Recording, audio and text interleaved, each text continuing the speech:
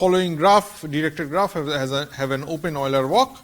The answer is no. For example, at vertex, because for example at vertex A, the number of arrows pointing out is 3, whereas the number of arrows pointing out in is 0. So the difference is 3. Whereas we just saw in the condition that the number of arrows pointing in and pointing out can at most differ by 1. They should actually be these number of arrows pointing in and out should be the same if other than the starting and the ending vertex. And if you are at the starting vertex, the number of arrows going out should be 1 more than the number of arrows going in. And if it is the ending vertex, then the number of arrows going in should be bigger than the number of arrows going out by 1, right?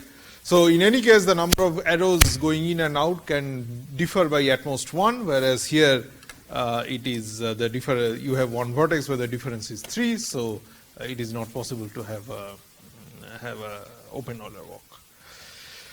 So Chinese postman problem. So the next item in our discussion topic or list of topics to discuss is the Chinese postman problem. The Chinese postman problem, let us illustrate first by an example. So a postman has to start at the vertex A, and it has 13 streets in this graph. So imagine that this graph represents the road network in a town or the street network in a neighborhood. So the postman has to start at A. Imagine that A is the post office, and you just go around all these streets. He has to walk along all the 13 streets and return to A. So the number of numbers on each edge represents the length in meters of every street. So the idea is to find a trail that uses all the edges of the graph with minimum length. So of course, I mean, I can go around. It is a connected graph, so it is possible to traverse all the edges of the graph in some manner, right? But if I do it in a sort of a non-optimal way, what might happen is that I might have to walk a long way, too long a distance, because I might, for example, if I choose a path in which the edge between C and D, which is 120 meters long, I need to traverse several times. In that case, of course, it's going to be suboptimal for me, because this is the longest path, or this is the longest edge in this graph. So I want to minimize, I want to travel along that path as little as possible, right? So the idea is to find a path which traverses all the 13 streets. So depending on the nature of the graph, you might be forced to repeat a few streets. But all said and done, at the end of the day, the goal is to traverse all the 13 streets so that the total length which you have walked is as low as possible, okay? So, so this is the more general, so this can be stated more generally, and this is called the Chinese postman problem. So given a connected weighted graph, so you can imagine a graph like this, which is connected, and the numbers on these edges you can think of as weights. So if you can look at either a connected weighted graph, or you can also look at a directed graph whose edges have weights. You want to find the shortest circuit, so which is a closed walk with the smallest weight, that uses each edge in G at least once. So basically the story is that there are houses on each of these streets, and you want to traverse each of the streets at least once so that you can serve the houses on that street. But the point is that at the same time you want to walk as little as possible to conserve energy or conserve resources. So how to solve these two problems together? And additionally, in addition to these weights, you might also have directions on the edges. So you might also consider a directed version of this problem, where the edges might have directions, in which case you are allowed to traverse a particular edge only in the direction of the arrow. So that's an additional constraint. So under these various kinds of constraints, how can you find the shortest circuit that is a closed walk with the smallest weight that traverses, that uses each edge in G at least once. Okay, so that's the goal. And why is this called the Chinese postman problem? So the postman we have already seen, it's a natural example motivated by the postman trying to serve the houses in a locality. The Chinese, the postman is a Chinese postman because it was first studied by Chinese mathematician Guan Meigu in 1960, and hence the name. Okay. So, so what are the various possible variants of the Chinese postman problem? So, the simplest case of the Chinese postman problem occurs when every vertex in the graph has even degree. Okay. Why is this the simplest case? Because we know from Euler's theorem that if every vertex in the graph has even degree, then there exists an Euler circuit. So, you can start at the vertex A and you can go around the graph in a closed circuit ending at A, and such that every edge of the graph is traversed exactly once, right. So, notice that this of course gives you a minimum weight or a minimum distance path, the shortest path in the graph, because you are required to traverse every edge of the graph at least once. Okay. So, the shortest distance you can cover is at least the sum total of the weights or the sum total of the lengths of the edges of the graph. And if you have an Euler circuit, you exactly have a circuit which traverses traverses all the edges of the graph exactly once. So, of course, this tells you that if you just follow the Euler circuit, the total distance traveled is exactly equal to the sum total of the lengths of all the, or the weights of all the edges on the graph. So, this is the minimum you can do, right. This is the least you have to do, and the Euler circuit helps you to traverse the graph in using this minimum distance or minimum weight. So, that is the shortest path or the minimum weight path. So, any Euler circuit will have the minimum total length, since no edges are retraced in an Euler circuit, right. Any Euler circuit traverses every edge exactly once. So, the total distance or the total weight traversed in your Euler circuit is always the same, which is the sum total of the lengths or the sum total of the edges of the sum total of the weights of the edges in your graph. But in general, for instance, if you go back to the example that we studied here, there are vertices with odd degrees. For example, in our example, it was the vertices A and H. A has degree 3, H has also degree 3. So, these are vertices with odd degrees. So, this tells you that Euler circuit does not exist on this graph. So, if there is no Euler circuit, then of course, the easy way to achieve the minimum, to construct the minimum weight path is not possible. So, how do you go about finding the minimum weight path in this in such kind of a general setting, and that is the subject of the Chinese postman problem. So, what we need to do is that if there is no Euler circuit, it means that whenever you take a walk starting at A, traversing every edge at least once, you come back at A, then you have to traverse some edges at least, I mean more than once, okay, because otherwise you would have an Euler circuit, right. So, so we need to allow the postman to repeat certain streets. So, how do we go about doing? So, basically we are forced to allow the postman to repeat certain streets, but we want to do that in an optimal way, so that the total length of the path is still minimized, or the total weight of the path is still minimized. Okay, so what are the problems? What are the vertices that are causing the problem here? The vertices that are causing the problem here are precisely the vertices which have odd degrees. And now, if you recall the handshake lemma from last time, there are always an even number of vertices whose degrees are odd. So, odd vertex means vertex whose degree is odd. Okay. So, by the handshake lemma, there is the number of vertices in the graph with with odd degree is even. So, there is an even number of vertices whose degree is odd. Okay. So, now think of the simplest situation.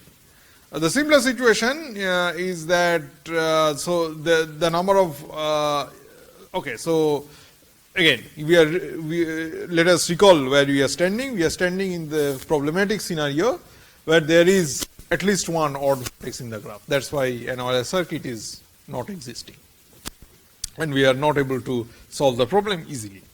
So, if there are at least one odd vertex in the graph, handshake lemma is telling you that there is an even number. So, the number of odd vertices must be at least 2. So, the simplest situation is when the number of odd vertices is exactly 2. So, let us try to analyze that situation. So, if there are exactly 2 odd vertices A and B, then there is only one way of pairing them together. So, we just look at the odd vertices as a pair. So, imagine that we are in the simplest situation where we have odd vertices, which is to say that there are exactly 2 odd vertices, because the number of odd vertices has to be even. So, if there are non-zero number of odd vertices, it has to be 2 at least, right. So, the simplest setting is when there are 2 odd vertices and we just look at them as a pair. So, we pair them together, and how do we solve them? Well, we just connect the odd vertices by a path, okay, through the graph, so that the weight of this path between A and B is as low as possible. Okay. So, and then we just throw in these paths. These are the paths that we will repeat. We will traverse twice by the postman.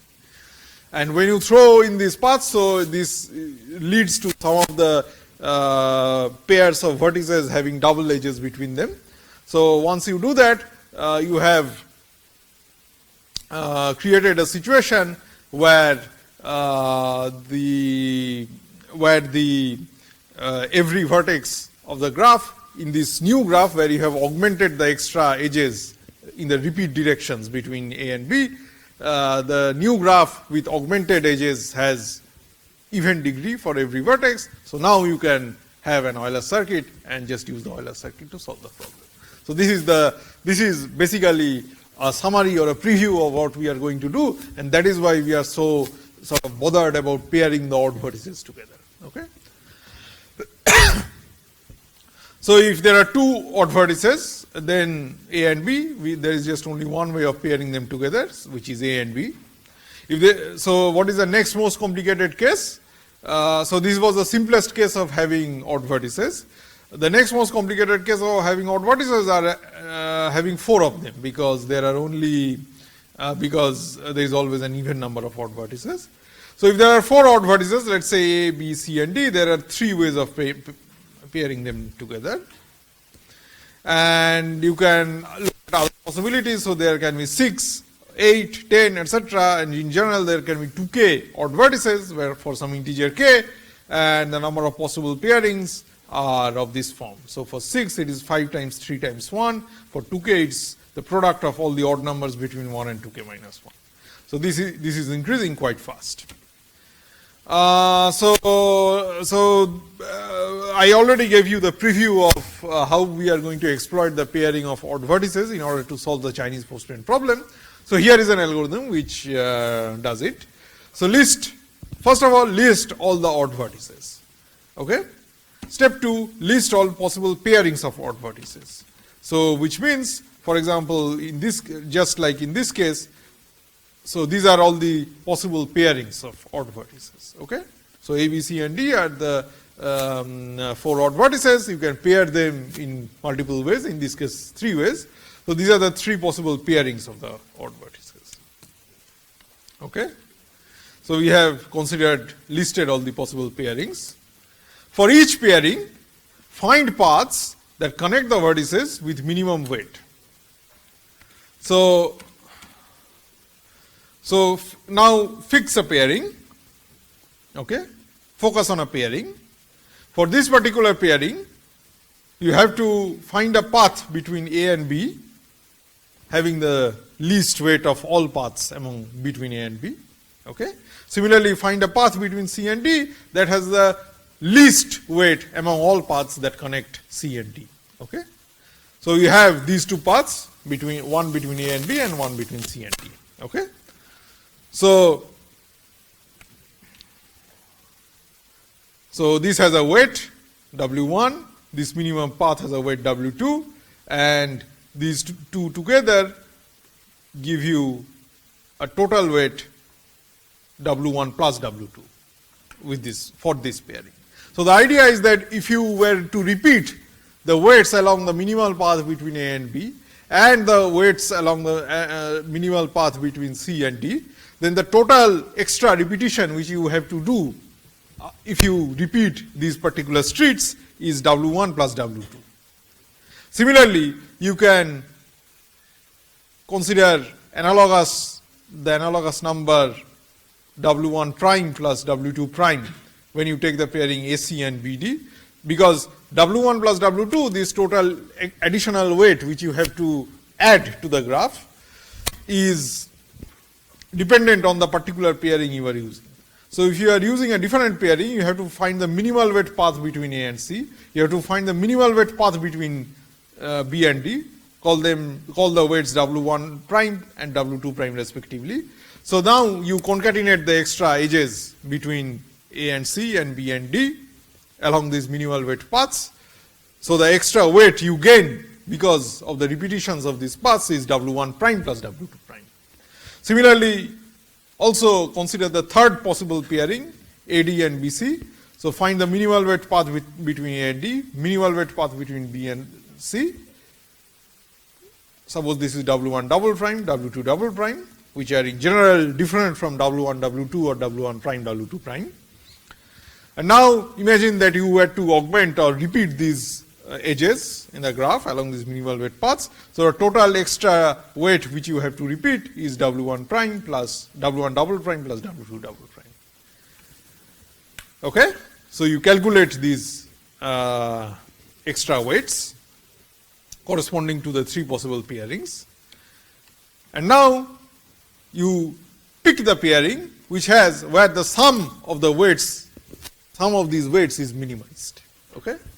So among W1, W2, among W1 plus W2, W1 prime plus W2 prime and W1 double prime plus W2 double prime, you find the lowest total weight among these three and you pick the pairing which gives you the lowest total weight among these three. So for example, if this is the one having the lowest total weight, you pick this pairing. Okay? Now, on the original graph, duplicate the edges that have been found in the previous step. So here, this was your pairing of choice, which minimizes the total weight. So this total weight comes from the minimal weight path between A and C and minimal weight path between B and D. So you repeat the edges along these minimal weight paths, okay, between A and C and B and D. So in your imagination, you can think that if this was the path between A and C, it's as if you were putting double edges between them. Okay?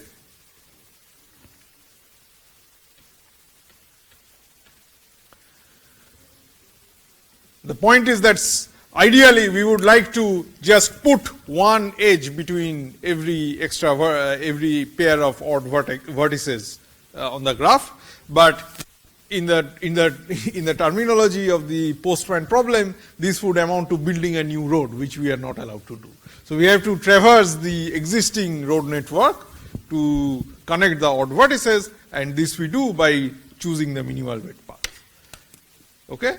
And retrace the edges along the minimal weight path. So you, after doing this duplication, the length of an optimal Chinese postman route is the sum of all the edges added to the total found in step 4. So basically, so now that you have added all these extra edges in your graph, now your graph satisfies the condition of the Euler's theorem, which is that every vertex has even degree. So now there is an Euler circuit which solves the Chinese postman problem with the total weight or the total distance being the sum total of the weights of all the edges. But notice that this is the sum total of the weights of the edges in the augmented graph, where you have put in the extra links between the pairs of odd vertices. So, the length of the optimal Chinese Postman route is the sum of all the edges added to the total found in step 4. So, your base is the sum total of all the edges which were originally present in the graph, and then you have put in some extra links, some extra edges. You just add the total weight of the added extra edges to the total weight of the original edges in the graph, and that's the length of the original optimal Chinese Postman route. Okay. So it's basically doing the following. It's basically always reducing your situation to the case which you know how to solve. Here, the simple case which you know how to solve is when your graph satisfies the Euler's condition of even degrees, so that you can simply just get by using a Euler circuit, and the optimal length of your Chinese Postman path would be simply the sum total of all the weights of your graph. That's your favorite situation, and that's the situation where you want to go back again and again. So when the graph is more general and it does not satisfy the condition of the of the Euler's theorem, you just sort of reduce it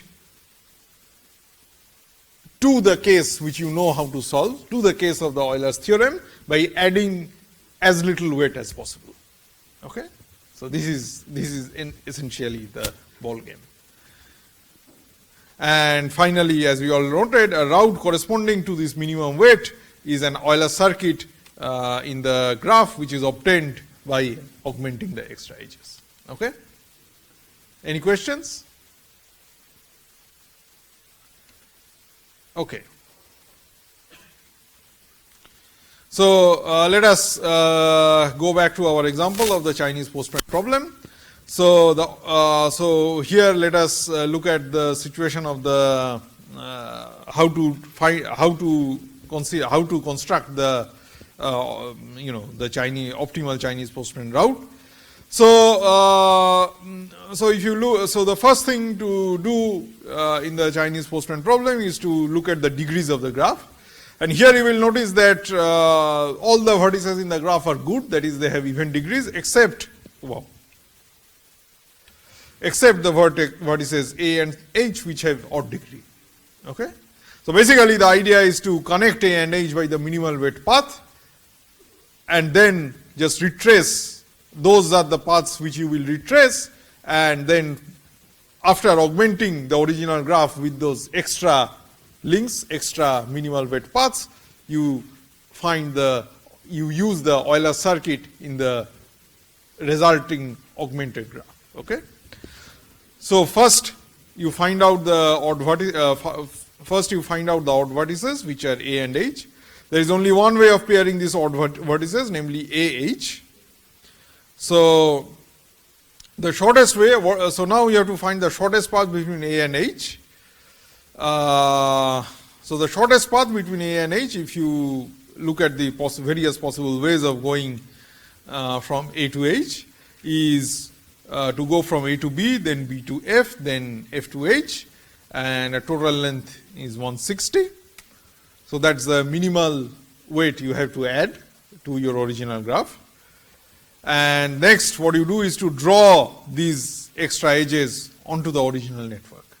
So now you check that in the graph, in the augmented graph with the extra edges present, the extra dotted edges present, there in that augmented graph, the condition for the Euler's theorem is satisfied, because every edge, every vertex of this augmented graph, after adding the new dotted edges, satisfies the condition that it has even degree. So since every vertex has an even degree, you are now fine to apply the Euler's theorem and conclude that there is an Euler circuit. So the length of the optimal Chinese Postman route, what will it be? It will be the sum of the lengths of the original edges present in the graph plus the sum total of the additional edges which you have added into the graph. So sum of the solid edges, sum of the weights of the solid edges plus the sum of the weights of the dotted edges.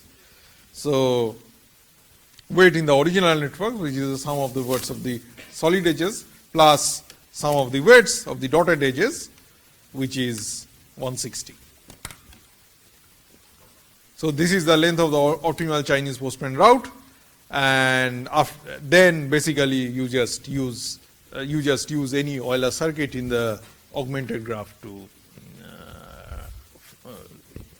find an actual Chinese postman route which has this weight as the total weight. Okay? Any questions? Okay, so this is a good point to take a break of 10 minutes, and after we are back, we will continue with vertex coloring.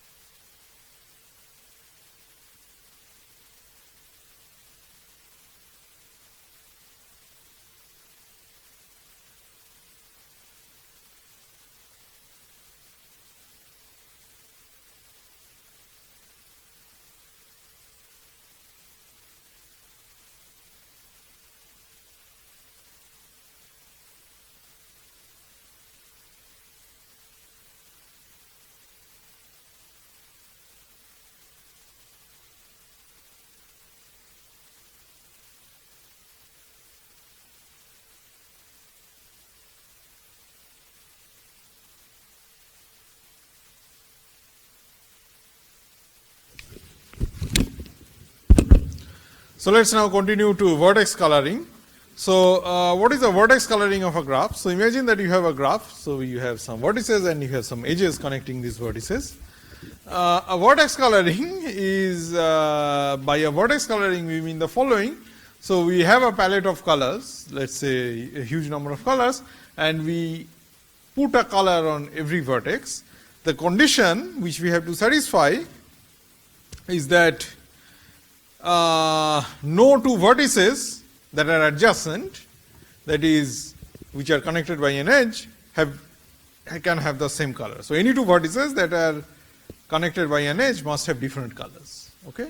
So in other words, every edge of the graph must have two different colors at its two ends. So this is known as a proper vertex coloring, and usually the colors are represented by a number. Okay? So like 1, 2, 3, 4, etc. So color 1, color 2, color 3, color 4. So what are the examples of proper vertex coloring? So let's take this graph. So first of all, so to begin with, these numbers, imagine that these numbers are not there. So the graph are these vertices and the edges connecting them. And now you take 4 colors and you put these colors on these on these vertices. And if you do it in the manner which is there in the diagram in the slide, you will see that no two vertices that are connected by an edge have the same color. So every edge has two different colors at the two endpoints. So this is indeed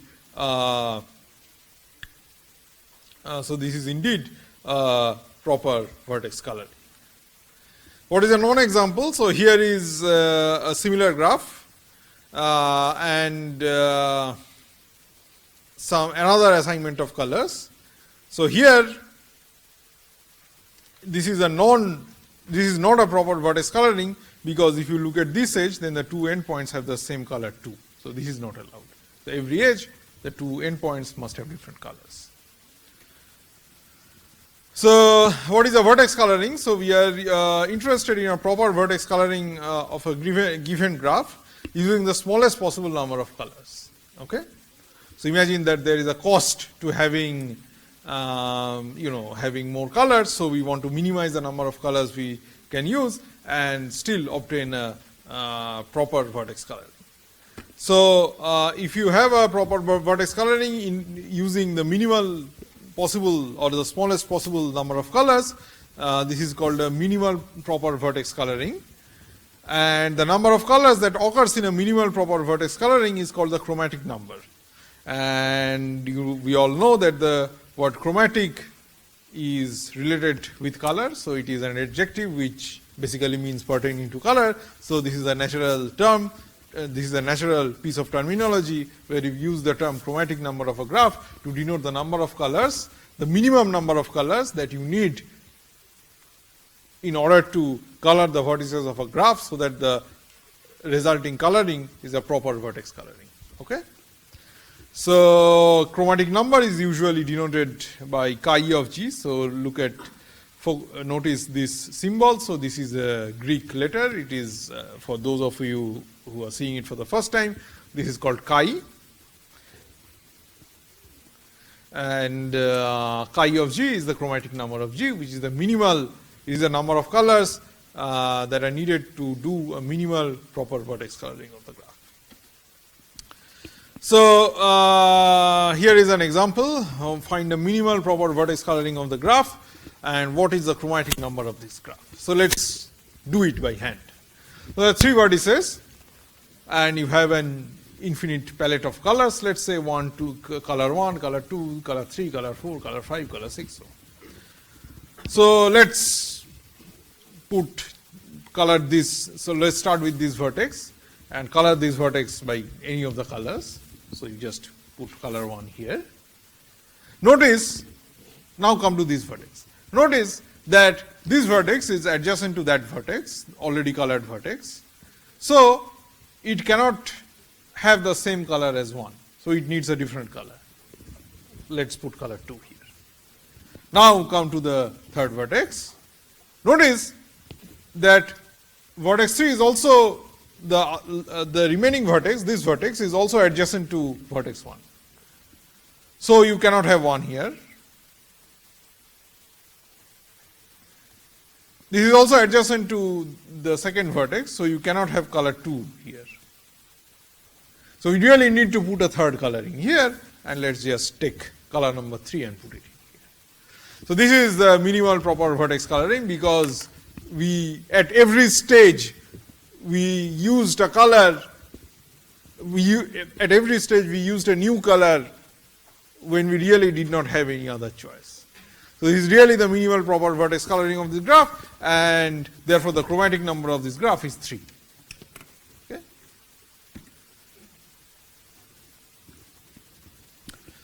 So let us now think take this example a bit forward.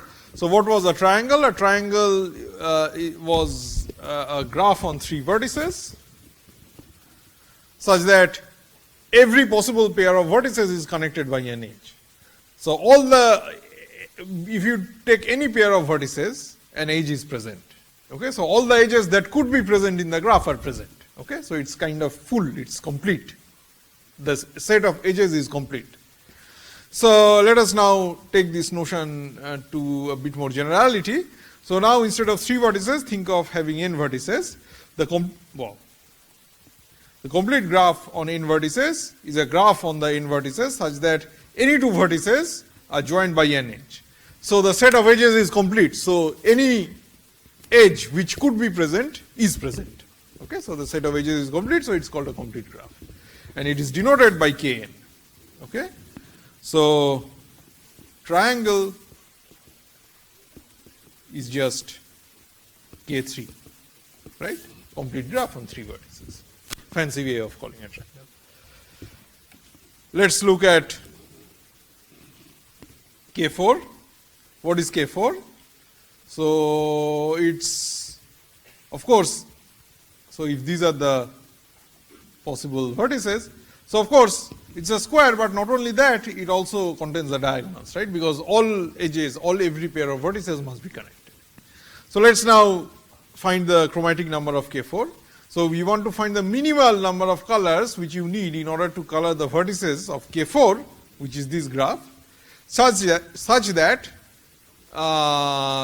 every edge has its 2 endpoints colored by 2 different colors. So of course, let us take our palette of colors. Let's start from here in a clockwise direction. So you need to put some color here. Let's put color 1. Clockwise direction, we go to the next vertex. Of course, this is connected to the previous one, so you need to put a new color. So let's put color 2. Go to the next one in the clockwise direction. Notice that this is connected both to the previous vertex and the first vertex. So you really need to use, you cannot use any of the first 2 colors. You really need to use a third one to be different. So you need color 3. Now come clockwise to the only remaining vertex. This vertex is connected to the first vertex, the second vertex, the third vertex. So we cannot use any of colors 1, 2, and 3. So you really are forced to use a new color if you want to have a proper vertex coloring. So you need 4 colors for a proper, at least for a proper vertex coloring, and of K4. So the chromatic number is 4. Similarly, what is the chromatic number of K5?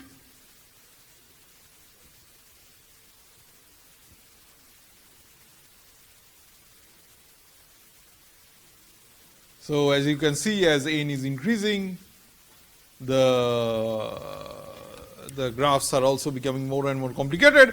But if you start from here, you will notice that you can basically recycle the same argument. For every new vertex is connected to all the previous vertices, so you need a new color for every new vertex. So for K5, you need at least 5 colors, so the chromatic number is 5. So in general, you can repeat and recycle this argument and show that the chromatic number of Kn, which is the complete graph of n vertices, is n. You need as many colors as there are vertices.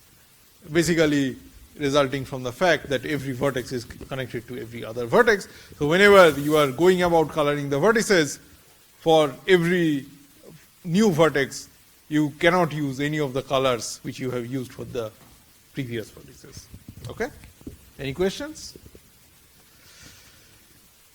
Okay. So let us look at some results on vertex coloring and some ways to deal with chromatic numbers. So chromatic numbers are very important for graphs, and later in the module we will see examples of why they are important, some practical examples. Let's focus on the math first. So chromatic numbers are important, and of course for Kn we have computed the chromatic number to be n, right? Complete graph of n vertices, chromatic number must be n. But of course this is a result of the very simple structure of Kn, which is that all possible edges, all possible pairs of vertices are connected by an edge. In general, graphs will have more complicated structure. So this is, for example, look at this picture. So graphs will have more complicated structure, so you cannot use that simplistic line of argument. So in that case, in general, it is difficult to compute the chromatic numbers of graphs. So what people are interested in doing is to do the next best thing, which is to find bounds on the chromatic numbers of graphs. So maybe I cannot calculate the chromatic number of a graph exactly, but we want to say that the chromatic number is bigger than such and such thing, bigger than n or bigger than some k, where k is some parameter of the graph, and the chromatic number is less than, let's say, n plus 70. Okay, so we want to sort of we want to understand that sort of bounds. We want to calculate that sort of bounds between which the chromatic number must lie. Okay. So if a graph contains, therefore it's natural. Therefore a lot of attention has been paid to obtaining results where people find various kinds of bounds on the chromatic numbers of graphs. So various inequalities involving the chromatic numbers of graphs. So if a graph, so here is one such bound. So if a graph contains a complete graph on n vertices, then a proper vertex coloring of the graph must use at least n colors. Therefore, chi g, the chromatic number of G, must be at least n. So let's try to understand why this should be true. So what do you mean by a graph containing a complete graph on n vertices? That means that this graph may be a huge network, very complicated, various kinds of edges, vertices, and so on. But among them, somewhere, there are 4 particular vertices, such that if you just focus on these 4 vertices, I am talking about n equal to 4 here, in terms of this result. Somewhere inside the graph there are 4 particular vertices, so that if you forget everything else about the graph and just focus on these 4 particular vertices and the edges which are present in the graph between them, then all the possible edges are present between these 4 vertices. So that means then we will say that the graph G contains a complete graph on 4 vertices. Similarly, a graph G contains a complete graph on n vertices if inside the graph there are some n vertices in the graph, such that if you forget everything else about the graph and just focus on these n vertices and the edges of the graph which are present between these n vertices, then all the possible edges that can connect these n vertices to each other are present in the graph. So then we will say that the graph contains a complete graph on n vertices. Now suppose I want to find coloring, consider any coloring of the original graph. Any coloring of the original graph satisfies that every edge of the graph must be colored by 2 different colors, right? That is the definition of proper coloring, proper vertex coloring. So you take any proper coloring of the graph, proper vertex coloring of the original graph, and just focus on these n vertices which form a complete graph. Then this coloring of the vertices of the original graph in particular must be a coloring on these n vertices. It must be a proper coloring of the complete graph on n vertices, right?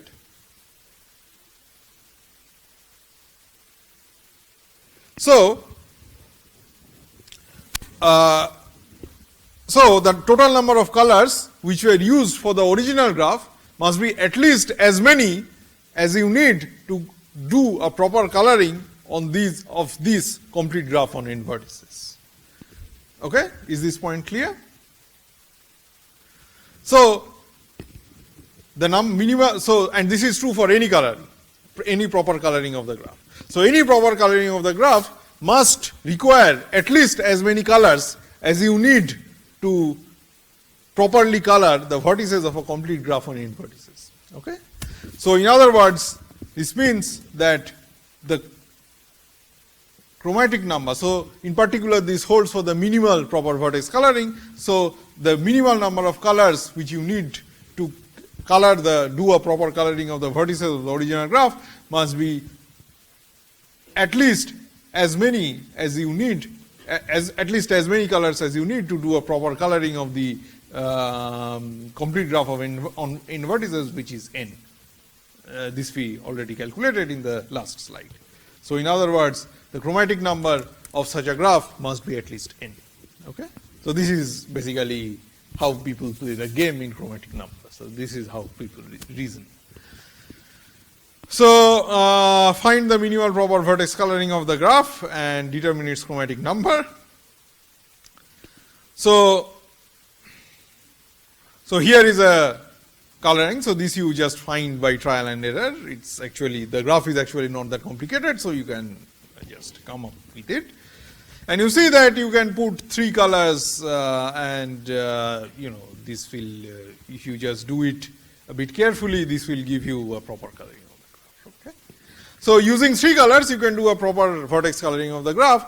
So the minimal, so three colors are already good enough to do a proper vertex coloring of the graph. So the chromatic number must be less than equal to 3, right? Because chromatic number is the minimum number of colors you need to do a proper vertex coloring of the graph, and we have already seen by this example that all 3 colors already suffice to color the graph properly. So chi g should be less than or equal to 3. Okay, but we do not know yet whether this is the best you can do, right? So here, and that might be the hard part. It is easy to come up with various candidate colorings of the graph. The hard part is to be sure that this is the best one. So for the hard part, this is where the mathematical theorems kick in. So notice that the graph contains a complete graph on 3 vertices, for example this one. Okay, and there are many other copies, but in particular this one, which I have circled. So now, if it is containing a complete graph on 3 vertices, therefore by the vertex coloring result, the chromatic number should be at least 3, right? Therefore, because if the graph contains a complete graph on n vertices, then the chromatic number is at least n. Here you just apply this with n equal to 3. So chromatic number should be at least 3. Okay? But we have just done a coloring of the graph with 3 colors, so the chromatic number was at most 3. So if chi g is less than or equal to 3 and chi g is also greater than or equal to 3, then this leaves us with the only possibility of chi g being exactly equal to 3. So the chromatic number of this graph is actually exactly equal to 3, and therefore the coloring which you have done in the previous slide is actually a minimal proper vertex coloring of the graph. So this is how you play the game. Come up with good candidate colorings by hand. So that's, you know, if the graph is small and not very complicated, that's usually not very hard to do. Once you do that, then you try to apply these theorems about vertex coloring. So once you obtain a proper vertex coloring, that gives you an upper bound. The number of colors you use in your proper vertex coloring gives you an upper bound on the chromatic number. So chromatic number less than or equal to the number of colors you have used in this kind of a candidate coloring. And now you use the mathematical theorems on vertex coloring, like the vertex coloring theorem 1, and do a lower bound on the chromatic number. And if this match, then you are in good shape, because then you can immediately conclude that the chromatic number is equal to the number of colors you have used, and in fact the coloring that you have come up with is actually a minimal proper vertex coloring of the graph.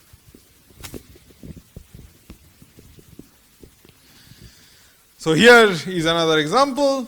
So you look at this graph, you want to find the chromatic number and find a minimal proper vertex coloring. Again, you do the same yoga. So I am not going over the details. So here is another example. So for this graph, suppose you want to find the minimal coloring. So you have to color, let's go clockwise. So you have to color this vertex by some color. The next vertex you have to color by a different color. The third vertex, you can always go back to the original color, right? So we are trying to minimize the number of colors. So 1. Fourth vertex, a color different from 1, but we have already used 2, so let's be economical and just stick to 2. The fifth vertex, well, it has to be different from 2. Now, if you want to use the ones already used before, you have to use 1, but this is already connected to a vertex with color 1. So here you are forced to use 3. Okay? So you need at least 3 colors. So the chromatic number is 3, but it does not contain any triangle. So of course, if it contains a triangle, you need at least 3 colors. The chromatic number is at least 3, but that doesn't need to be the case that it has to be a triangle, right? So chromatic number of this kind of a cycle is 3. What about the following graph? So it is just one extra vertex. So it was a pentagon, this is a hexagon. Pentagon, hexagon. Sorry, this is a heptagon. Right? Again 1, 2, 1, 2, 1, 2, and again you need a 3. Okay? So 3 colors. So, and now let me do the one which we skipped, which is a hexagon. So if these are the vertices, what do? You start with 1, next one is 2, we are going clockwise. Next one is 2, next one you can just use 1, next one you have to use 2, next one you just use 1, and the next one, here you can get away by using 2 for the last one. Why? Because this is connected also to 1 on this side and 1 on that side, so it is fine. So you understand that whether you need to use 3 colors or whether you can get away with 2 colors depends on the parity of the number of vertices of the graph. So if you have, so this kind of a graph is called a cycle graph. So you just arrange your vertices like a cycle. So, you know, for example, we were traversing it in the clockwise direction, so it makes sense for a cycle. And if the cycle graph contains an odd number of vertices, you always need 3 colors. If the cycle graph contains an even number of vertices, you always need 2 colors. You can get by with 2 colors. So the chromatic number of the cycle graph on n vertices, it is denoted by Cn, is when n is odd is 3, when n is even it is 2. Okay? So now we can use the same logic as we did for the lower bound on chromatic numbers using the complete graph.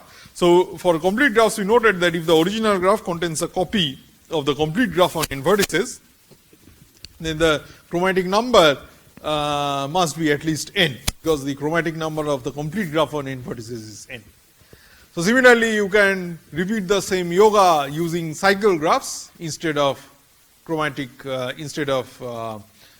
complete graphs. And you can see that if a graph contains a cycle graph of n vertices, when n is odd, then if you do a proper vertex coloring of the original graph, you must use at least 3 colors, because because a proper vertex coloring of the original graph implies in particular a proper vertex coloring of the cycle graph which is embedded inside the original graph. And for doing a proper vertex coloring of the cycle graph, that particular piece of the original graph, you already need 3 colors. Okay? If the cycle is contains odd number of vertices. Okay? So, the chromatic number of the original graph under these conditions is at least 3. So, here again let us take an example, find a minimal proper vertex coloring for the graph and determine its chromatic number. So, as usual come up with the proper vertex coloring. So, here you are doing 3 using 3 colors, and so once you come up with this coloring, you can conclude that the since you can color it properly with 3 colors, the chromatic number is less than or equal to 3. But then you just focus on this part and notice that it contains an embedded pentagon. So, it contains a cycle on 5 vertices, cycle on an odd number of vertices, which is contained inside this original graph. So, using the previous result, chi g is greater than or equal to 3.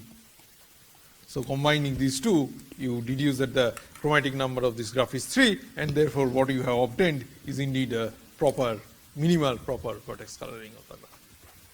Okay. Any questions? Okay.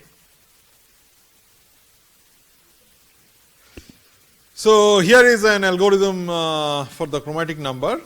So, here is an upper bound algorithm for the chromatic number. So far we have seen lower bounds on the chromatic number, which were obtained by identifying various good graphs inside the original graph, whose chromatic numbers you can calculate, and then saying that, well, if the original graph contains a copy of this good graph, then the chromatic number of the original graph must be at least the chromatic number of the good graph, right. So that was the style of argument so far.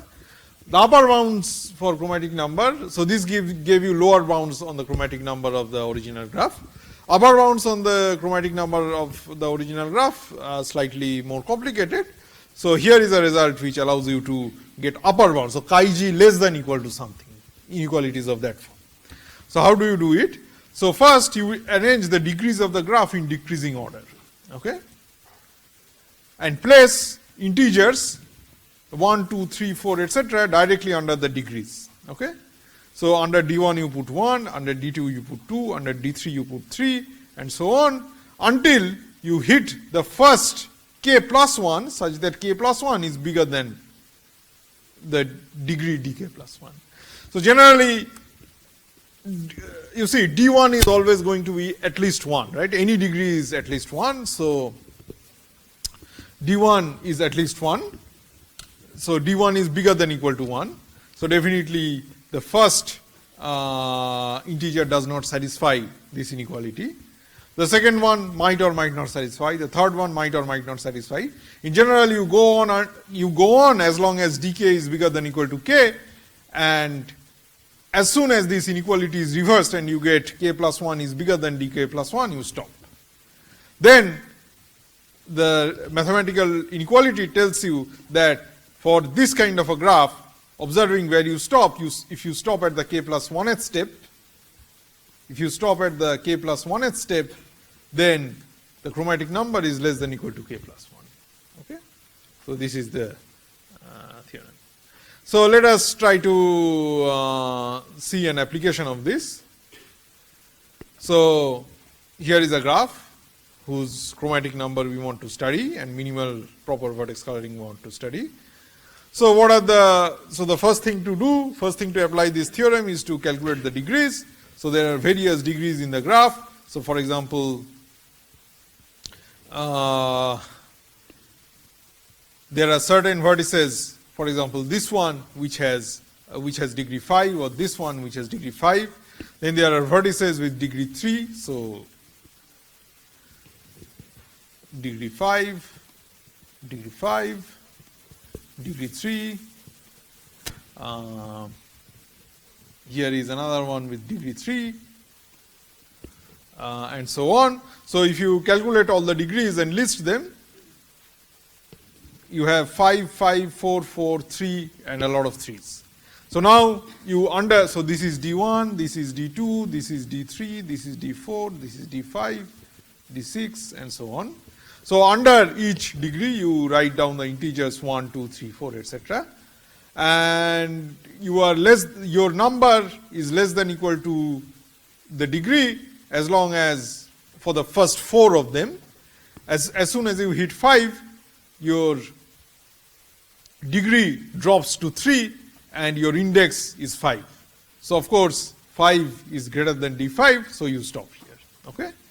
And then the theorem tells you that where you stop, if you stop at k plus 1, then the chromatic number is less than equal to k plus 1. So here you stop at 5, so the chromatic number of the graph is 5. Okay? The chromatic number of the graph is at most 5. So this is an example of applying this simple algorithmic theorem in order to find an upper bound inequality on the chromatic number of the graph. And here is a brief idea of why the algorithm works. So this is for your enrichment only.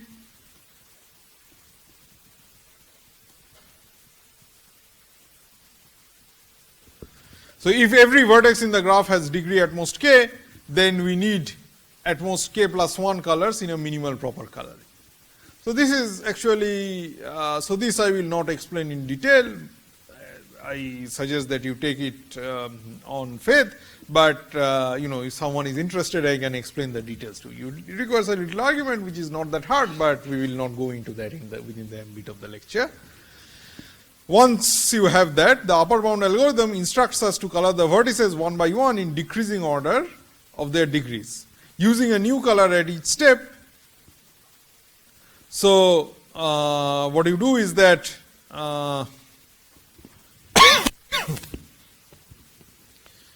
you color the vertex with the maximum degree, or if you color the vertex with maximum degree with color 1, you go to the next degree with the next highest, you go to the vertex with the next highest degree and color it with a different color, color 2, and so on. At each step, for every vertex, you just traverse the vertices along this list, using a new color for every vertex. So far, since you are using a new color for every new vertex, you are obviously your coloring so far is proper. Now, so this you do as long as you were working in vertices where dk was bigger than or equal to k. As soon as k plus 1 becomes bigger than dk plus 1, this means that the rest of the graph is a graph for which the degree is less than or equal to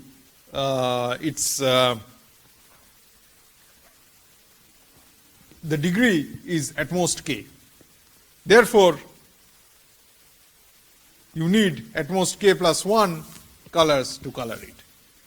So this is basically what you are doing. So the upper bound algorithm, using the upper bound algorithm, we start from the degree vertex having the highest degree and just go down the list, coloring every new vertex with a new color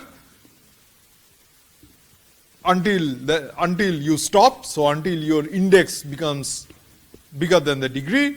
So we have already so far used k colors. So far we have used k colors before stopping. And the remaining vertices now have degree at most k. So you can color, so by item 1, you can color them using k plus 1 colors. Okay? So colors beyond k plus 1 are not needed to color the remaining vertices. So this is the sort of the rough idea of why this works. Okay, any questions? So here is an application of the upper bound algorithm. Okay, so since it's already past 7:30 here, we will pause here today and continue from this example in the next lecture. Okay.